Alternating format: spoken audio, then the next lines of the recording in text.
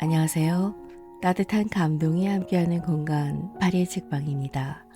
늘 타인과 더불어 살아가야 하는 현대인에게 있어 가장 대표적인 스트레스 항목이 바로 인간관계에서 오는 스트레스일 텐데요. 이러한 인간관계의 가장 근간을 이루는 것이 바로 의사소통이라고 생각합니다. 한마디 말로 천냥빚을 갚는다라는 속담도 있듯이 어떻게 하면 우리가 인간관계 속에서 타인과 나의 감정을 다치지 않게 이상적인 원활한 소통을 할 수 있을까요?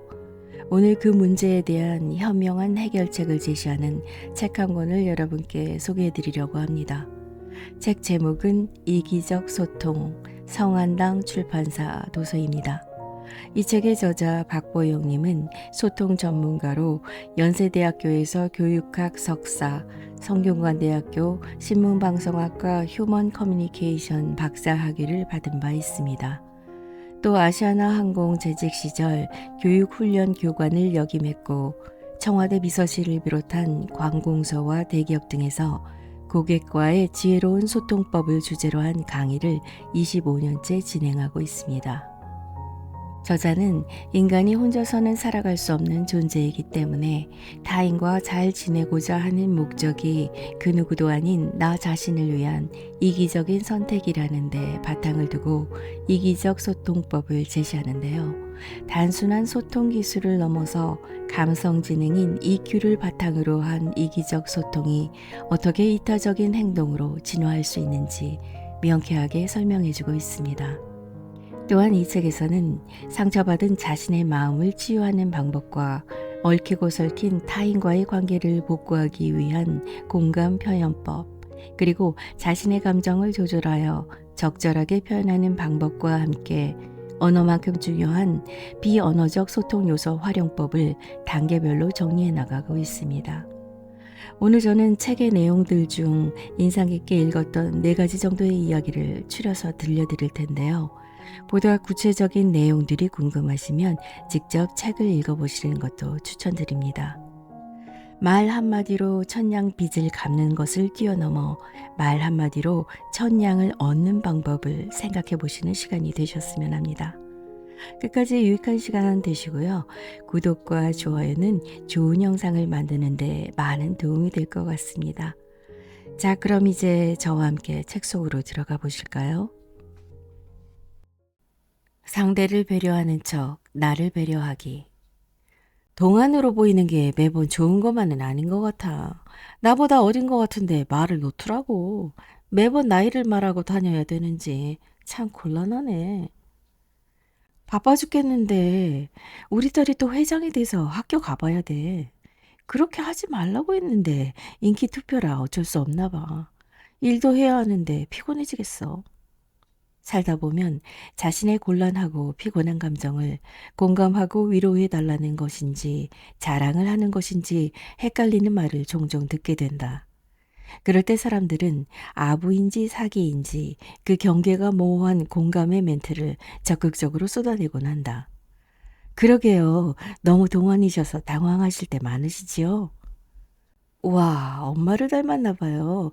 인기 투표는 선생님도 어떻게 할 수가 없는데 회장이 되다니. 이렇게 본심을 숨긴 말을 하게 만드는 엄청난 능력은 어디서 비롯된 것일까? 자세히 들여다보면 상대가 누구냐에 따라 맞장구나 공감의 강도가 달라진다는 것을 발견할 수 있다. 상대가 나에게 이득이 되는 관계인지 아닌지를 순식간에 판단하고 어느 선까지 그에게 동조하고 감정을 공감해 줄 것인지 본능적으로 결정하기 때문이다. 진화는 생존을 위한 선택이라고 언급했듯이 세상의 중심이 나에서 상대로 옮겨가 마치 상대의 감정이 몹시 중요하고 가치 있는 것처럼 느끼도록 하는 공감은 함께하기 위해 필요한 내 편을 만드는 기술이다. 이 엄청난 관계의 기술은 함께하기 위해 진화한 전두엽의 타인 공감 이해 기능에서 발휘된다. 상대에게 감정과 상황에 대해 인정받는 것은 같은 편이라는 느낌을 주어 공격하지 않고 손잡는 선택을 하게 한다. 결국 공감은 나의 이득을 위해 상대의 감정을 어루만져주는 이기적인 협력의 기술이다. 자신이 제일 중요하다. 나부터 챙기고 그 다음이 상대이다. 자신이 세상의 중심인 우리가 상대에게 공감하는 기술을 진화시킨 이유는 자기 가축화 과정에서 필요했기 때문이다. 자기 가축화란 다정한 것이 살아남는다에서 브라이언 헤어와 버네사 우주가 언급한 단어로 인간이 스스로 동물적 본능을 억제하고 사회에 맞춰가는 과정을 가리킨다. 야생 늑대 중 다정한 성향을 보인 개체는 인간에게 공격이 아닌 꼬리를 흔들며 다가가는 친화력으로 먹이도 공급받고 추운 겨울 따뜻한 불 옆에서 잠을 잘 수 있게 되면서 생존을 이어나갈 수 있었다. 그 후 인간과 더 가까워지면서 안전한 장소에서 새끼도 낳으며 가축화되었다. 다정한 유전자를 가진 늑대는 가축화 과정을 거치면서 개로 진화했고 지금은 사람과 함께 살아가는 반려동물이 된 것이다. 우리의 원시 조상들도 함께 해야만 사냥도 하고 땅도 지킬 수 있다는 것을 각성하면서 함께 하기 위해 상대가 안전함을 느끼고 나에게 협력하도록 공감하는 기술을 진화시킨 것이다. 공감과 관련이 있는 거울 뉴런 또는 거울 신경세포는 이탈리아 파르마대 생리학 연구소의 자코모 리촐라티 교수의 연구팀이 원숭이를 대상으로 연구하던 중 발견하였다. 상대의 특정 동작을 보고 따라하는 신경세포여서 거울이라는 이름이 붙었는데 원숭이를 대상으로 실시했던 실험을 아기에게도 했더니 그 결과는 동일했다. 태어난 지 얼마 안 되어 30cm 정도의 거리도 제대로 보지 못하는 아기에게 엄마가 혀를 내미는 행동을 하면 아기는 엄마와 똑같이 혀를 내미는 동작을 한다. 상대의 동작을 따라하는 이유는 무엇일까? 인간의 거울 뉴런은 하전 뇌 피질과 상위 두정구 등이 뇌 부위에 자리하고 있다. 거울 신경세포로 특정 동작을 똑같이 따라하는 반응은 인간의 사회와 가축화 과정에서 함께하기 위해 상대의 감정을 공감하는 기능으로 발전했을 것이라 예측한다. 원시 조상은 자신의 생존을 위해 사냥을 잘하는 사람, 집을 잘 짓는 사람, 적과 잘 싸워 공간을 안전하게 해주는 사람이 필요했기 때문에 그를 좋아하지 않아도 공감해주고 따뜻하게 마음을 위로해주면서 자신을 함께하고 싶은 사람으로 인식시키고 언제든 돕고 싶게 만들었다. 여기서 좋아하지 않은 사람에게 공감하는 과정이 힘들다면 과연 나를 위한 옳은 선택일까 하는 의문이 든다. 호감이 전략을 이긴다를 지필한 로이트 바르가바는 세상을 지배하는 호감 경제학의 5가지 원칙 중 하나인 이타적 유전자에 관해 이야기한다. 이타적 유전자로 우리는 누군가에게 온정을 베풀고 마음을 다해 보살필 때 긍정적 감정과 관련이 있는 도파민이 많이 분비된다는 것이다. 보상이 없이도 누군가를 도울 때 기분이 좋아지게 하는 이타적 유전자의 발현은 협력을 위해 절대적으로 필요한 공감 행동이 우리의 마음을 고통스럽지 않게 하기 위한 방향으로 진화한 것이라 생각된다. 공감 능력과 관련하여 사이코패스의 뇌에 관한 연구도 관심을 받고 있다. 사이코패스는 반사회적 인격장애로 사이코패스의 뇌를 뇌 MRI로 촬영해 보면 일반인에 비해 앞쪽 부분 전두엽이 위축되어 쪼그라들어 있다. 전두엽 기능이 일반인의 15% 정도밖에 되지 않아 감정을 조절하는 데 어려움을 느끼며 주변의 뇌인 편도체의 기능도 떨어져 감정을 잘 느끼지 못한다. 그 결과 상대의 감정에 공감할 수 없고 잔혹한 범죄를 저지르고도 정작 자신은 공포를 느끼지 못하므로 평온하다. 한마디로 함께 살아갈 수 없는 사람인 것이다. 가족 그리고 사회에서 만나는 많은 사람들을 모두 좋아할 수는 없다. 더구나 나를 무시하고 자존심을 상하게 하는 사람의 감정을 진정시켜 평온하고 행복할 수 있게 공감해 준다는 것은 불가능에 가깝다. 그러나 나에게 필요한 상황과 상대를 공감하는 데 어려움을 겪는다면 함께하기 어렵고 삶의 목표를 이루어 나가기 힘들다. 공감의 본질은 상대를 위한 것이 아니며 나를 돕도록 상대의 마음을 흔드는 기술이다. 좋아하는 상대는 당연히 그리고 좋아하지 않더라도 나의 삶에 꼭 필요한 사람이라면 상대의 감정을 이해하고 배려하는 공감 기술을 발휘하여 나와 함께하고 싶은 마음을 가지도록 이기적 소통을 해야 할 것이다. 우리에게는 분명 고통받지 않으면서도 그렇게 할 수 있는 유전적 능력이 있다. 끓어오르는 감정에 기분 좋게 찬물 끼얹기. 눈부시게 예쁘게 생겨가지고 왜 말귀를 못 알아들어? 어느 드라마의 한 장면, 남녀 주인공이 텔레비전 출연을 놓고 서로 나가겠다고 다투는 과정에서 남자가 여자에게 갑자기 던진 말이다. 이 말을 들은 여자는 당황하면서도 순식간에 기분이 좋아져 표정을 감추지 못하고 결국 남자에게 기회를 주게 된다. 소통하는 두 사람의 갈등은 그 뒤에 숨겨진 욕구를 간파해야 해결될 수 있으며 갈등의 뒤에 숨겨진 공통적 욕구는 자존심이다. 자신이 원하는 것이 마음대로 안 되고 무시당했을 때 느끼는 상처는 어떤 대가를 치르더라도 반드시 관철하고야 말겠다는 본능을 건드린다. 이때 극적으로 갈등의 감정을 잠재우고 소통의 목표로 되돌리는 작업을 해야 설득할 수 있는데 가장 빠른 방법은 상대방의 능력과 장점을 인정하는 칭찬이다. 사실에 입각한 칭찬을 훅 던지면 순식간에 마음의 빗장이 열린다. 대화의 내용과도 전혀 상관없는 뜬금포를 날려도 상관없다. 갑자기 기분이 좋아진 상대방은 변화된 감정을 드러내지 않으려 발버둥 치지만 이미 전의를 상실한다. 서로에게 갈등을 만들었던 이야기를 이해하려 했으며 한 발 물러설 이유를 찾는다. 이때도 방법이 필요한데 정말 갑자기 훅 칭찬을 말하고 그 다음 설득할 말을 하는 것이다. 칭찬은 감정을 춤추게 하기 때문에 그 다음에 한 말은 빨려들듯 받아들이게 된다. 말하자면 저항 자체를 할 수 없게 만드는 것이다.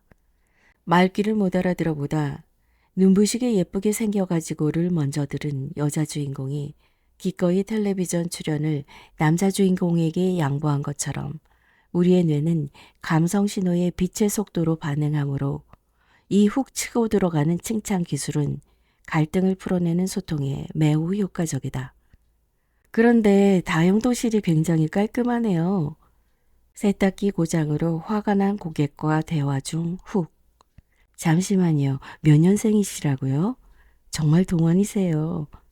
오래 기다리신 불만 고객과 대화 중 훅. 감정의 뇌를 공략하여 상대의 끓어오르는 감정 상태를 변화시키면 그는 내 말에 집중하게 되어 설득의 가능성이 높아진다. 훅 들어가는 칭찬 방법과 함께 훅 하고 내 마음이 이래라고 말하는 방법도 상대의 감정의 뇌를 움직이는데 매우 효과적이다. 나의 감정에 담긴 내 마음이 이래를 상대의 감정의 뇌까지 전달하여 마음을 움직이는 것이다. 어느 날 퇴근해서 집에 왔더니 아들이 할머니와 대치 중이기에 무슨 일인가 물었다. 그러자 학습지 선생님이 오셨는데 계속 게임기를 손에서 놓지 않고 숙제도 안 해놓아서 선생님이 난감해 하시다가 가셨다는 것이다. 아주 혼쭐을 낼 줄 아는 할머니 옆에서 어쩔 줄 모르고 서 있던 아들은 울기 직전인 표정으로 나를 바라보았다. 아들과 마주 앉아 이렇게 말했다. 네가 그렇게 하면 엄마가 너무 슬퍼서 눈물이 나올 것 같아. 그러자 옆에서 듣고 있던 할머니가 고웃음을 치셨다. 얘, 눈물이 나오기는 맴매를 해야지 맴매를. 그렇게 말하면 애가 말을 듣니? 이때 나의 소통 목표는 아들에게 자신의 행동이 잘못임을 알게 하는 것. 그리고 거짓말하지 않고 그렇게 행동한 이유를 솔직하게 털어놓게 하는 것이었다. 게임할 때 선생님 오시는 걸 잘 몰랐다가 금방 껐어. 그리고 숙제는 까먹었어. 아이가 어릴수록 거짓말을 안 하고 솔직한 마음을 이야기하도록 하는 소통 방법은 엄마가 큰 소리로 호통을 칠 거라 예상하며 불안해하는 아이에게 훅 하고 내 마음이 이래라고 말하며 부모의 감정을 알려주는 것이다. 전투태세를 갖추었던 아이의 감정의 뇌는 그야말로 갑자기 훅 들이닥친 엄마의 슬픈 감정을 마주하고 전의를 상실한다. 엄마를 더 슬프게 하지 않아야겠다 결심한 아들은 거짓말이나 변명을 하지 않고 그야말로 허심탄회하게 털어놓는다. 당연히 아 그랬구나 하며 스스로 어떻게 할 것인지 말할 수 있도록 기다려주면 아무도 큰 상처 없이 소통은 성공적으로 끝난다. 이 과정에서 아이는 거짓말하지 않은 자기 자신이 자랑스럽고 부모의 믿음을 확인하는 기회가 되어 자존감 높은 아이로 성장할 수 있다. 물론 나의 끌어오르는 감정을 애써 다스리느라 한동안 숨고르기를 해야 했지만 끌어오르는 감정에 찬물을 끼얹는 훅 치고 들어가는 소통 방법은 내가 선호하는 매력적인 소통 방법 중 하나이다. 상대의 감정을 안정시키고 긍정적으로 만들어주는 칭찬과 감정 말하기는 결과적으로 내가 원하는 방향으로 설득되지 않았다 해도 서로에게 감정적 상처를 남기지 않고 관계가 유지되는 성공적인 소통으로 이끌 수 있다. 훅 치고 들어가서 감정을 무력화시키는 소통 방법을 적절하게 사용해야 하는 이유는 나의 감정도 상대의 감정도 상처받은 상태로 평온하지 않으면 소통의 목표는 잊히고 나중에는 무엇 때문에 그렇게까지 화가 났는지도 모르는 상태로 서로에게 뜨거운 맛을 보여주며 헤어질 결심을 할 수도 있기 때문이다. 핵심 단어를 따라하면 공감력이 높아진다. 근데 니도 그렇게 가르치나? 터미널에서 직원한테 화장실을 물어보니 화장실 말씀이십니까? 화장실은 요쪽입니다. 하더라. 급한데 하마터면 실수할 뻔했다 아이가. 친척 어른이 집안일로 통화하던 중 문득 궁금한 게 있다며 물어보신다. 과거의 교육 장면이 소환되면서 그때는 그랬지 하고 웃음이 나왔다. 저쪽이요 라며 퉁명스럽게 알려주는 직원의 태도를 친절하게 안내할 수 있도록 복명복창하는 방법을 교육하기 위해 화장실 말씀이십니까? 화장실은 으로 안내하는 멘트를 반복하는 훈련을 했었다. 그러나 이 멘트는 고객 응대 현장에서 오히려 고객을 당황하게 만드는 부자연스럽고 기계적인 표현이었다. 고객의 요구를 정확히 인지했다는 표현으로 고객의 말을 반복하는 것인데 잘못 표현되어 흉내내기로 인식되면 고객은 오히려 불쾌해진다. 예민한 사람은 왜 내 말을 흉내내냐면서 지금 비아냥거리는 거냐고 오해하는 경우도 종종 있다. 전화를 하는데 뚜 소리가 나면서 자꾸 끊어져요. 전화를 하셨는데 뚜 소리가 나면서 자꾸 끊어졌다는 말씀이시죠?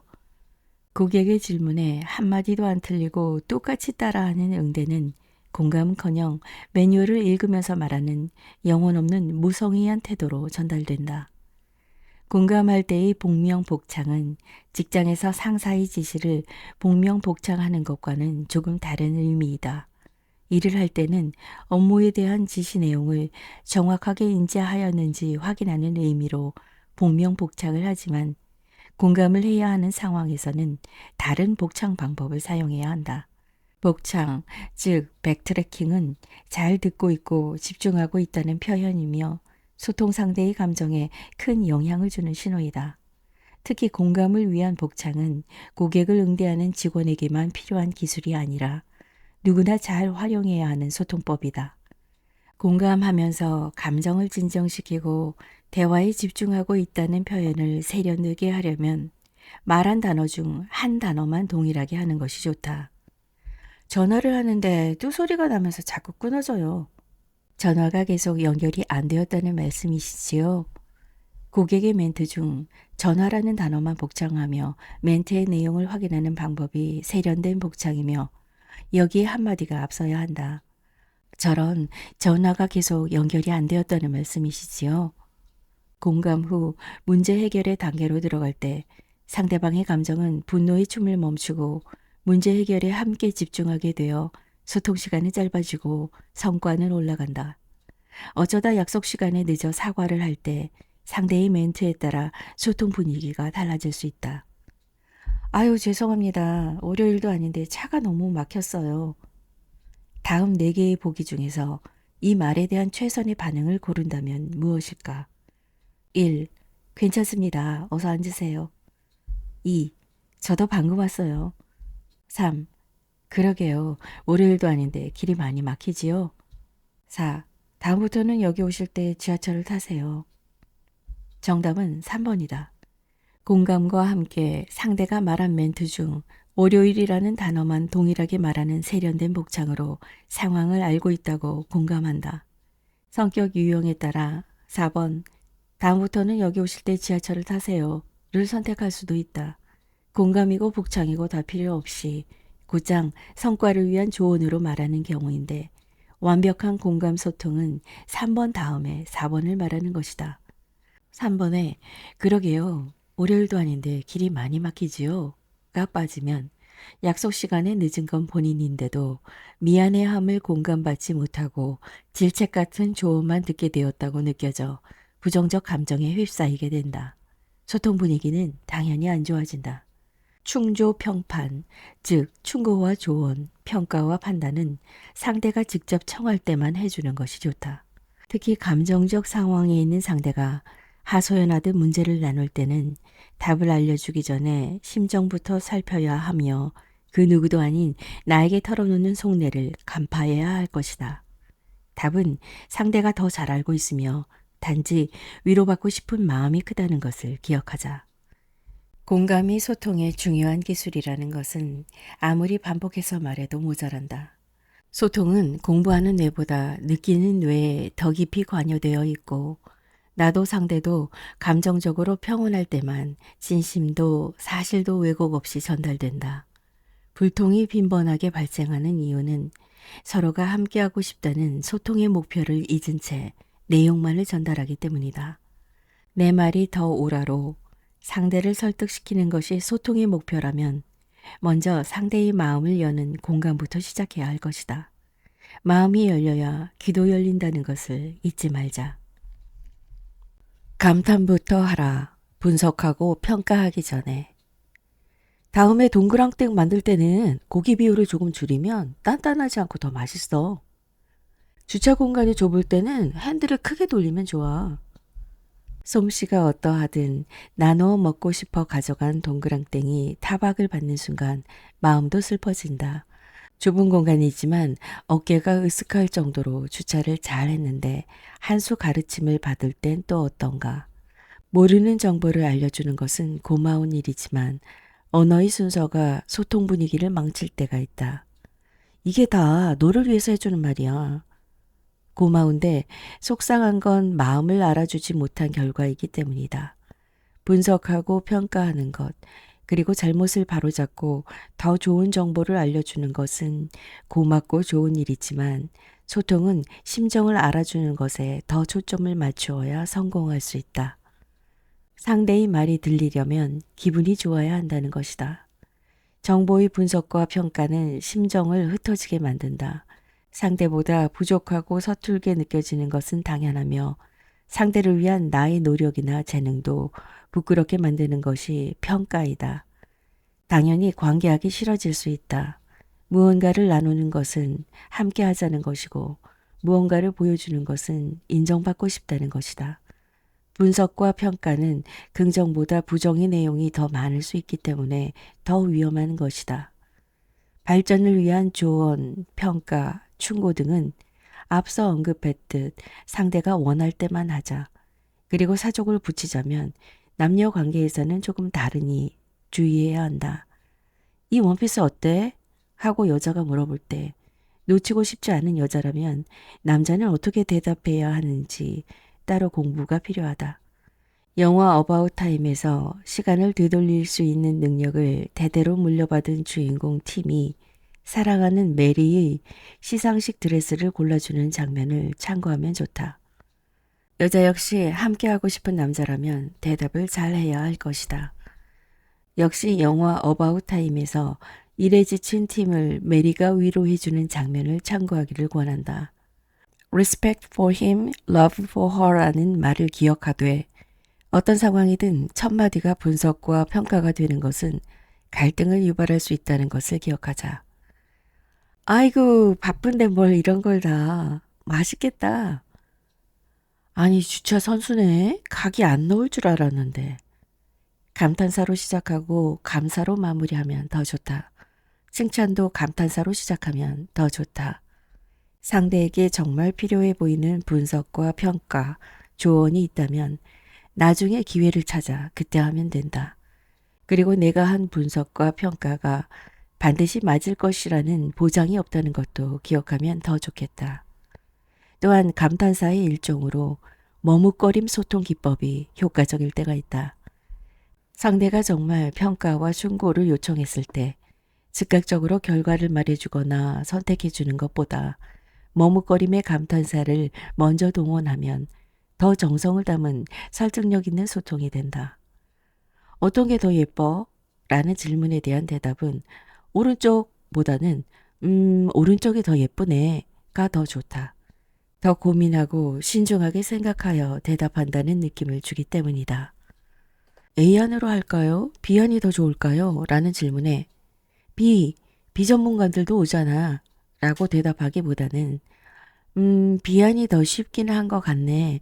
비전문가들도 들을 수 있으니까 라고 대답하는 편이 더 낫다. 감탄사라기보다 감정을 전하는 애드립이라는 표현이 더 적합한 머뭇거림의 표현은 잠깐의 사이에 수많은 감정을 전달할 수 있다. 감탄사는 불꽃놀이 같은 감동을 주며 관계를 밀착시킨다. 감탄사는 나의 감정이 평온하고 여유가 있다는 증거이므로 소통의 달인만이 할 수 있는 노련한 기술이며 상대를 어떤 감정으로 데려갈지 정확하게 알고 던지는 똑똑한 소통 신호이다. 달변가도 좋고 청산유수도 좋지만 상대방이 마음에 닿지 않으면 함께하기는 어려워진다. 행복은 한꺼번에가 아니라 야금야금이라고 한다. 소통을 할 때 야금야금 하는 감탄사만으로도 함께하는 사람과 야금야금 행복할 수 있다. 감탄사는 때로는 소통 상황을 흥하게 하는 활용 점정과 같은 소통의 MSG이다. 세련되고 노련하게 사용하여 소통의 방점을 찍어보자.